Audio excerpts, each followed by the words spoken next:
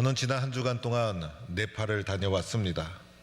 저는 두 팔인데 네팔을 다녀왔는데 어떤 분은 다음에는 뭐 5팔을 가든지 3팔을 가든지 그렇게 말도 해 주셨습니다. 네팔의 인구는 3,200만, 영토에 비해서 인구가 많아서 우리나라 70년대처럼 자녀들이 많은 그런 나라였습니다.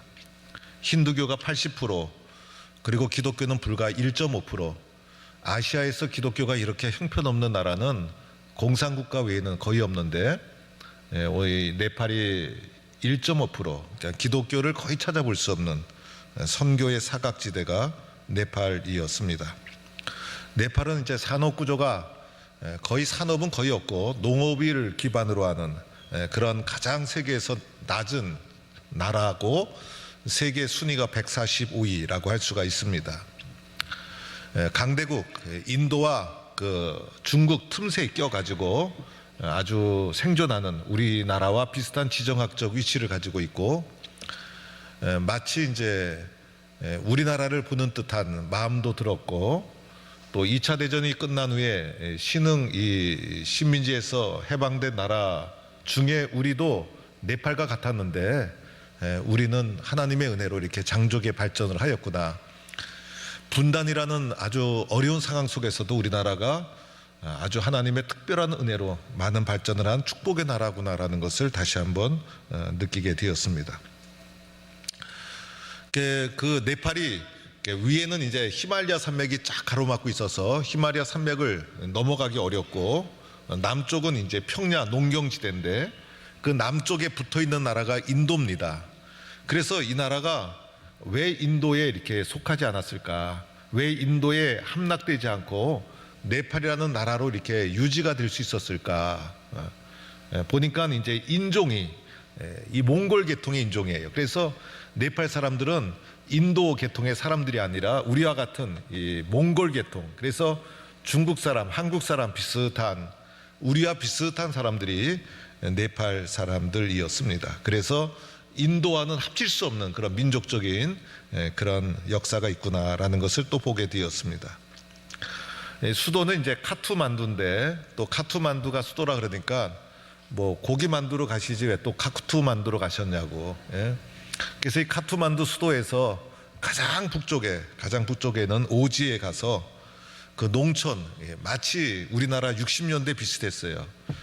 그래서 60년대 제가 어릴 적에 아버님이 농촌 목회하셨는데 타임머신을 타고 그 시절로 돌아간 듯한, 그래서 그 농촌의 집이 옛날 60년대 우리가 살던 농촌 집보다 더 허름한, 뭐 장판도 없고 도배지도 없고 진흙으로 이긴 진흙집 속에 살아가고 있는 결손 가족, 아주 이 월드비전에서는 어린이에게 집중을 합니다. 그래서 어린이들의 학습권, 어린이들의 보호, 어린이들이 폭행, 폭력, 또 어린 여자들은 성폭행 이런 거에 보호하기 위해서 월드비전이 굉장히 힘쓰고 있는데 C채널과 함께 그곳에서 가장 빈곤한 아이들을 이틀 동안 같이 생활하고 같이 일을 하고 또 같이 먹고 하면서 제가 자선, 이 궁일의 마음으로 함께 하느라고 고생하다 왔습니다. 여러분 저를 좀 궁일이 여겨주셨으면 좋겠습니다. 저는 그 아이들을 보면서 이 아이들에게도 희망이 있는가, 이 아들이 품고 있는 희망이 뭘까, 이 아들이 어떤 희망을 가지고 살아가고 있는가, 여러 가지 이제 생각과 고민이 마음속에 교차되면서 제가 한 작은 성김과 봉사가 이들에게는 무한한 희망으로 전달이 되어서 아이들이 잘 자랐으면 좋겠다, 이런 희망의 마음을 가졌습니다. 오늘 부활절 이후를 우리는 살아가고 있는데 이 부활의 의미가 우리의 삶에 무슨 의미가 있을까? 부활절이 우리에게 주는 의미가 뭘까? 그리고 부활 이후를 살아가던 초대교회 성도들의 삶은 어땠을까를 생각해 봅니다. 사실 초대교회 성도들의 삶은 네팔에서 살아가고 제가 만났던 사람보다 훨씬 열악했어요. 그것을 이해하는 것은 사실은 불가능해요. 제가 함께했던 프로듀서하고 카메라 감독하고 얘기를 해보니까 농촌 상황을 전혀 몰라요. 왜냐하면 도시에서 태어난 80년대생이에요. 그래서 과거에 우리나라 농촌 사회에 있었던 얘기를 해보니까 전혀 뭐 딴 세계 얘기하는 것처럼 이해가 안 되는 거예요. 이해가. 그러니 하물며 우리가 여기 앉아서 초대교회 상황을 얘기한다는 게 이해가 되겠습니까, 여러분? 말하니까 듣는 거지 체험이 안 되고 느낌이 없고 이해될 수 없는 거예요. 그러나 그러함에도 불구하고 오늘 한번 말씀으로 돌아가서 우리 초대교회 성도들의 삶의 상황을 한번 살펴보는 거예요. 오늘 1절 말씀, 저는 3절부터 읽었는데 베드로 사도가 성도들에게 편지를 쓰면서 흩어진 나그네, 그죠? 기독교인들을 가리켜 흩어진 나그네 이렇게 용어를 썼어요. 그래서 어디에 흩어졌는가 보니까 오늘 지명이 그대로 나오죠. 본도, 갈라디아, 갑바도기아, 아시아, 비두니아 곳곳에 흩어진 나그네, 이게 기독교인이었어요. 지금의 그 튀르키예 지역 곳곳에 흩어져 우리들은 포항 땅에 뿌리 내려서 집을 짓고 집에서 살고 있지만은 초대교회 성도들은 곳곳에 뿌려진 사람처럼 흩어진 나그네로 살아가고 있었다는 거예요. 사실 우리 인생이 나그네와 같죠, 여러분. 나그네.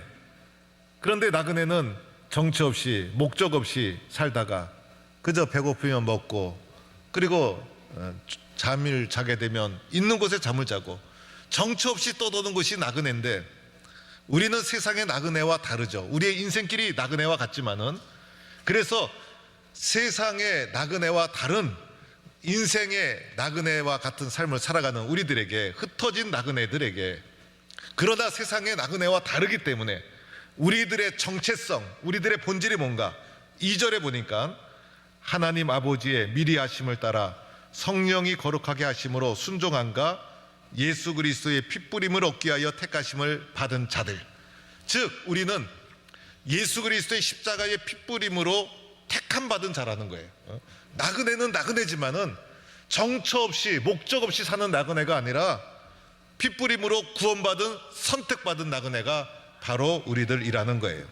이런 영적 신분을 가진 나그네가 흩어져서 이제 막 살아가고 있다는 거예요. 왜 이들이 흩어졌을까도 생각해 봤어요. 왜 이들이 흩어졌을까? 이 당시는 AD 60년대, 그래서 로마 황제 중에서도 가장 악한 황제 중에 하나인 네로가 통치하던 시대. 그래서 네로가 이제 로마 시내를 불을 지르고 나서 이 불 지른 이 범인을 갖다가 기독교인에게 뒤집어 씌웠어요. 그래서 로마를 중심으로 해서 로마가 통치하는 전 영역에 기독교 박해가 대규모적으로 일어났어요. 그래서 기독교인들이 살 수가 없는 상황이 오늘 이 시대였어요. 그래서 피하고 흩어지고 이런 상황이 되었던 시대였어요.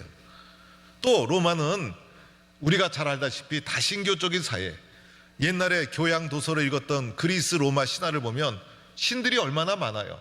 전쟁의 신, 바다의 신, 뭐 해의 신, 달의 신, 산의 신, 사랑의 신, 사업의 신, 뭐 사람들도 종류에 따라서 남자의 신, 여자의 신, 뭐 다 신이에요, 다 신. 그래서 그 신들이 그리스 로마 신화를 보게 되면 신들의 이야기가 마치 인간의 이야기처럼, 신과 인간이 이 동등하면서도 동등하지 않는 신인 동형이라는 말이 있는데, 그래서 신들의 이야기가 인간의 이야기처럼 기록이 되어 있고, 그리고 인간의 실제적인 삶 속에 그런 신들이 개입되어 있었어요. 그런 다신교적인 사회. 그래서 바다에 나가기 전에는 포세이돈 신에게 제사하고, 결혼하기 전에는 사랑의 신과 언약을 맺고, 장사를 하기 위해서는 장사의 신한테 제사를 드리고, 모든 생활이 신과 밀접하게 관계가 된 거예요.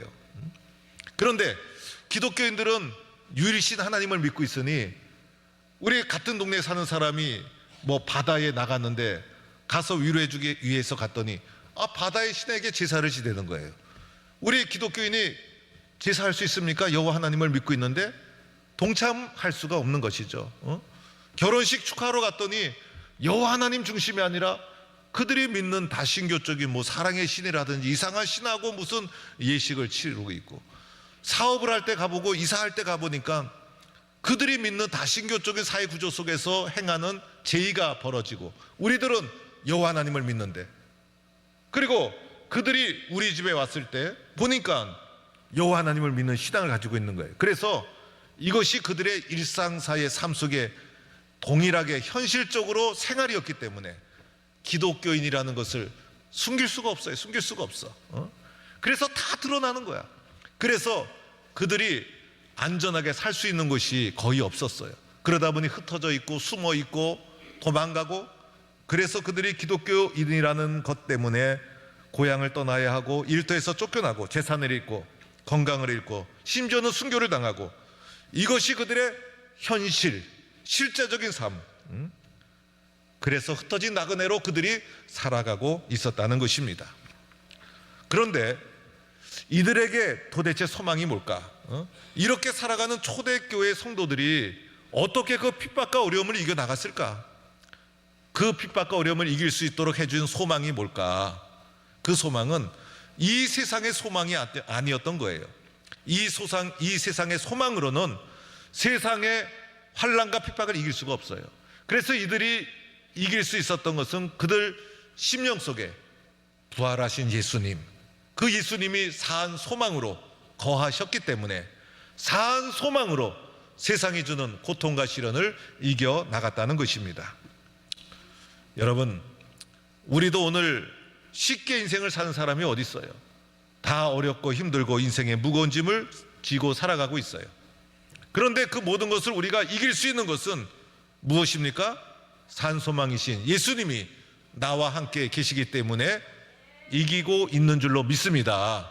예수님 때문에 이기고 있는 거예요. 그게 산소망이에요. 오늘 베드로전서에 산소망이라는 단어가 나오는데 살아있는 소망이라는 것이죠. 살아있는 소망. 여러분, 세상에 소망이 있습니까? 세상의 소망은요, 있는 듯 하면서 쉽게 변질되고 쉽게 사라져요. 우리는 늘 소망을 가지고 살아가요.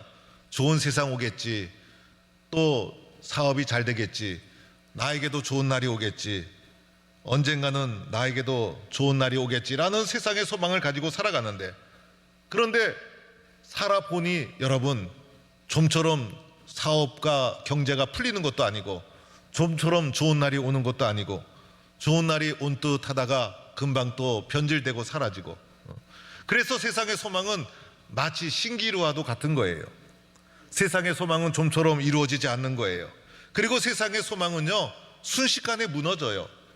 한 가지만 틀어져도 공들여 세운 성취가 순식간에 무너지는 것이 세상의 것이고, 그래서 세상의 것은 바뀌고 변질되고 그리고 끊임없이 변하는 안개와도 같은 것이 세상의 소망이고, 우리는 어쩌면 세상의 소망에 쏟고 살아가는 것이 우리의 인생이라 할 수가 있어요. 그런데 우리가 세상에 그러함에도 불구하고 꿋꿋하게 환난과 시련을 이길 수 있는 것은 우리에게 산 소망이 있기 때문에 그 산 소망이 오늘의 삶을 이길 수 있도록 만들어주고 있는 것입니다. 그래서 이 산 소망을 가지고 초대교회 성도들이 세상의 환난과 시련을 이겨나갔던 것이고, 이 산 소망이 우리가 오늘을 살아갈 수 있도록 만들어주는 현실적이고 실제적인 힘과 능력이 되더라는 것입니다. 유명한 신학자 위어스비라는 사람은 이렇게 말했어요. 산 소망은 과거의 부활의 사건이 있었잖아요. 현재의 믿음, 그 부활의 사건을 가지고 우리가 현재 믿음을 살아가고 있잖아요. 그리고 미래의 기업, 미래의 영원한 기업을 유산으로 받게 되잖아요. 그래서 이 산소망은 과거, 현재, 미래를 하나로 묶어주는 끈이다, 이렇게 설명하기도 했습니다. 오늘도 우리는 이렇게 과거, 현재, 미래를 하나의 끈으로 묶어주는 산소망, 부활하신 예수님, 이 예수님을 가슴에 품고 세상을 이겨나가는 성도가 되어야 합니다. 그러면 오늘 베드로가 흩어진 이 많은 나그네와 같은 산 소망을 가지고 살아가는 성도들에게 오늘 베드로 서신을 쓰면서 사도로서 그들에게 이제 삶의 권면을 해주시는데, 우리는 세상의 사람과 다르잖아요. 세상 사람들은 고난을 받으면 실망하고 원망하고 낙심하고 그러하지만은 우리들은 어떡합니까? 달라야 되잖아요. 왜냐하면 산소망이 있기 때문에. 그래서 세상에 밀려오는 파도를 우리가 산소망을 가지고 이겨나가야 되는데, 이겨나가는 방법이 무슨 방법일까? 오늘 베드로 전서를 통해서 베드로가 흩어진 나그네와 같은 성도들에게, 고난과 핍박의 현실의 삶을 이겨나가는 성도들에게 권면해 주신 산 소망을 가지고 살아가는 방법, 고난과 시련을 대처하는 방법, 오늘 말씀에서 세 가지를 말씀드리면, 첫째는 산 소망을 가진 사람은 찬송하며 살아가는 것입니다. 오늘 3절 말씀에 나오죠. 우리 주 예수 그리스도의 아버지 하나님을 찬송하리로다. 오늘 택하신 나그네와 같은 자들에게 우리는 주님의 택함 받은 산 소망을 가진 자인데, 우리는 영원하신 하나님을 찬송해야 된다, 이렇게 말하고 있습니다. 찬송해야 될 이유는 원망과 또 환난과 시련이 없기 때문이 아닌 것이죠. 시련과 고난이 있음에도 불구하고 찬송하는 거예요. 우리의 찬송의 뿌리가 현실에 있는 것이 아니라는 거예요. 현실에서는 오늘도 말씀드린 것처럼 핍박과 고난과 여러 가지 시련이 밀려오고 있지만은, 찬송의 근원이 그 현실의 핍박 때문에, 현실의 고난이 찬송의 뿌리가 되는 것이 아닌 것이죠. 찬송의 뿌리는 뭡니까? 우리 속에는 산 소망이신 예수님, 그 산 소망이신 예수님이 우리와 함께 계시고, 그 예수님을 통해서 영원한 유업을 기업으로 받은 자이기 때문에 어떤 환경, 어떤 상황 속에서도 하나님을 찬송해야 한다. 그래서 찬송으로 세상을 이기는 산 소망을 가진 사람이 되어야 할 줄로 믿습니다. 찬송하는 자가 세상을 이길 수가 있어요. 그러나 고난과 시련 앞에서 원망, 실망, 절망, 불평, 불만을 하게 되면 우리는 고난과 시련 앞에 쓰러지는 연약한 사람이 되고 맙니다. 그러나 고난이 와도 찬송의 뿌리가 되시는 산 소망이신 예수님이 나와 함께 하시니 찬송을 통해서 이겨나가는 거예요.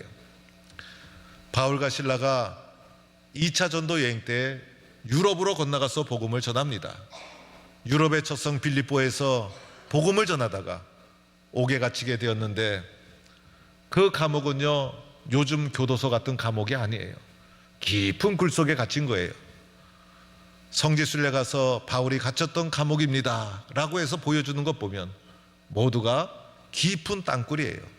깊은 땅굴에 빛도 들어오지 않는 절망 가운데, 어둠 가운데 갇히게 된 거예요. 그 땅굴 감옥에 갇히면 살아서 나올 수도 없어요. 그런 땅굴에 이유 없이 갇히게 되면 포기하고 절망하고 낙심하는 것이 당연한 사람의 마음이에요. 그런데 우리의 찬송의 뿌리는 현실의 환경에 있는 것이 아니죠. 바울과 실라가 깊은 감옥에서 한 것이 무엇이었습니까? 찬송한 것이었어요. 한밤중이었지만은 그 정막을 뚫고 바울과 실라의 찬송이 울려 퍼지기 시작하는데, 그때 바울과 실라가 한 찬송이 성경에 나오지 않아요. 그러나 제가 묵상해 보니 아마 이 찬송 불렀을 것 같아요. 찬송가 370장. 주 안에 있는 나에게 딴 근심 있으랴. 십자가 밑에 나아가 내 짐을 풀었네. 주님을 찬송하면서 할렐루야 할렐루야. 내 앞길 멀고 험해도 나 주님만 따라가리. 이 찬양을 바울과 실라가 쫙 부른 후에 찬송 하나 갖고 부족해서 한 장을 더 불렀을 것 같아요. 그 찬송은 이 찬양을 불렀을 것 같아요. 환난과 핍박 중에도 성도는 신앙 지켰네. 이 신앙 생각할 때에 기쁨이 충만하도다. 성도의 신앙 따라서 죽도록 충성하겠네. 이 찬양을 부르니 지하 감옥이 아니에요. 바울과 실라의 마음속에 환경과 상황과 관계없이 하나님께 사로잡혀서 찬양이 더욱 뜨겁게 올라오고 기쁨이 올라오고 감사가 올라오고, 그런데 찬양하는 중에 놀라운 일이 일어나죠. 옥토가 흔들리고 감옥문이 열리고 두 손과 두 발의 착고가 풀어지는 놀라운 역사가 일어나게 된 거예요. 찬송이 기적을 가져옵니다. 오늘도 어렵고 힘든 가운데 환경과 상황에 우리의 마음에 뿌리를 두지 말고 산 소망이신 예수님께 두어 찬송으로 승리하는 성도가 되기를 축원합니다. 두 번째로는 환난과 핍박 중에서도 우리 초대교회 흩어진 나그네와 같은 성도들에게 사도 베드로가 권면하기를 산 소망이 있는 우리들은 크게 기뻐해야 된다는 거예요. 크게 기뻐해야 된다. 그런데 오늘 말씀해 보니 크게 기뻐하는 상황이 여러 가지 시험을 만났을 때, 여러 가지 시험. 그래서 오늘 6절에도 여러 가지 시험을 당하거나 만나거든 근심하게 되지 않을 수 없으나, 그죠?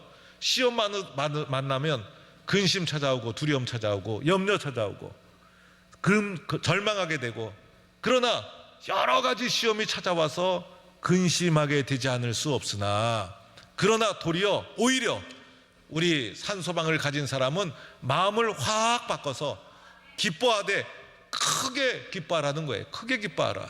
우리의 기쁨의 뿌리는 어디입니까? 예수님. 예수님을 생각하면서 크게 기뻐하라는 거예요. 그러면서 우리가 겪는 세상의 여러 가지 시험의 성격을 말해줍니다. 여러 가지 시험 중에서도 우리가 가져야 될 마음의 자세, 이 여러 가지 시험 중에서도 하나님이 나를 보호해 주신다는 것입니까? 여러 가지 시험을 만나도 우리 마음속에 하나님이 나와 함께 있지 않다, 이렇게 생각할 수가 있는데, 물리치고 시험을 만날 때 누가 도와주십니까? 하나님이 나를 보호해 주신다, 이렇게 믿는 성도가 되기를 축원합니다. 또 하나는요, 이렇게 말씀합니다. 잠깐 근심이라고 말하고 있어요. 잠깐 근심. 그래서 근심은 짧은 거예요. 세상의 시험은 금방 지나가고, 영원한 시험이 있습니까? 근심도 짧고 시험도 짧고. 그래서 우리가 시험 앞에서 금방 지나간다, 짧게 지나간다, 이 시험 앞에서 하나님이 나를 보호해 주신다, 이렇게 믿으면서 오히려 절망하고 실망하고 낙심하면 믿음 없는 사람이 됩니다. 산 소망을 가진 우리들은 도리어 크게 기뻐하면 놀라운 역사가 일어나게 될 줄로 믿습니다. 이렇게 찬송과 기쁨으로 밀려오는 세상을 헤쳐나가는 거예요. 세 번째는요, 믿음의 믿음. 그래서 오늘 말씀에 믿음을 강조하죠. 특별히 7절에 보니까 너희 믿음의 확실함은 불로 연단하여도 없어질 금보다 더 귀하여 예수 그리스도께서 나타나실 때에 칭찬과 영광과 존귀를 얻게 할 것이니라. 금보다 귀한 것이 뭡니까? 확실한 믿음. 금이 얼마나 귀합니까? 요즘 금값이 얼마나 비싼지, 금 쌀 때 금 좀 사놓을 걸 하고 아마 속으로 생각하는 분이 한두 분이 아니에요. 그런데 그 금이 만들어지는 과정을 보면 금이 함유된 이 암석, 광석을 갖다가 채취를 해가지고 그것을 이제 부숴가지고 용광로에 재련을 하는데, 이때 용광로의 온도가 자그마치 1200도라고 합니다. 1200도라는 용광로에 광석을 집어넣어서 뜨겁게 불순물을 다 제거하는 거예요. 그리고 이 광석도 한 1톤에서 금을 채취하는 것은 0.3g 정도. 그러니 0.3g을 채취하기 위해서 얼마나 많은 불순물이 다 빠져나가야 됩니까? 그래서 1200도로 용광로에 녹여가지고 거기서 추출해낸 것이 순금.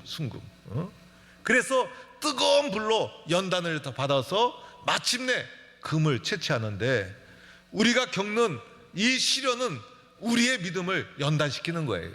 그래서 불로 금을 추출하듯이 시련을 통해서 우리를 연단시켜서 확실한 믿음을 가지게 하는데, 연단받아 가지게 된 이 확실한 믿음은 무엇보다 귀합니까?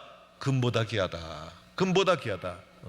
여러분, 금 쳐다보지 마시고 내 마음속에 확실한 믿음이 있는가, 이걸 쳐다봐야 되는 거예요. 확실한 믿음이 그 금보다 귀하다. 그리고 오늘 말씀 8절에도 이렇게 쓰여져 있죠. 예수를 너희가 보지 못하였으나 사랑하는도다. 이제도 보지 못하나 믿고 말할 수 없는 영광스러운 즐거움으로 기뻐하니 믿음의 결국 곧 영혼의 구원을 받음이라. 예수님 보고 믿습니까? 오늘 초대교회 베드로 사도가 서신 썼을 때도 예수 보고 믿은 사람은 없었어요. 예수님 실제로 본 사람도 없고 부활하신 예수님 만난 사람도 없었어요.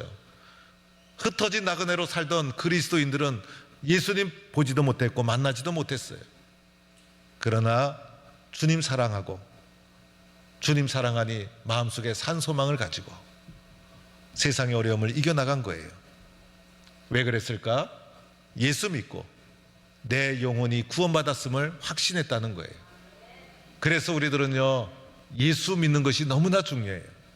예수 믿어야 산 소망을 알고, 산 소망이 있어야 세상을 이기는 거예요. 세상의 소망을 가지고는 세상을 이길 수가 없어요. 세상의 소망 가지고는 쓰러지게 돼요. 실패하게 되고 넘어지게 되는 거예요. 그러나 내 속에 산 소망이 있으면 어떠한 환경, 어떠한 상황도 넘어서는 믿음을 가지고 이겨나가는 거예요. 나는 산 소망을 가지고 있다. 내 안에는 살아계신 예수님이 함께 계시다. 나는 세상 속에서 산 소망을 가지고 오늘도 세상의 어려움을 찬송과 기쁨과 믿음으로 이겨나간다. 이런 산 소망의 주인공이 되기를 간절히 축원합니다.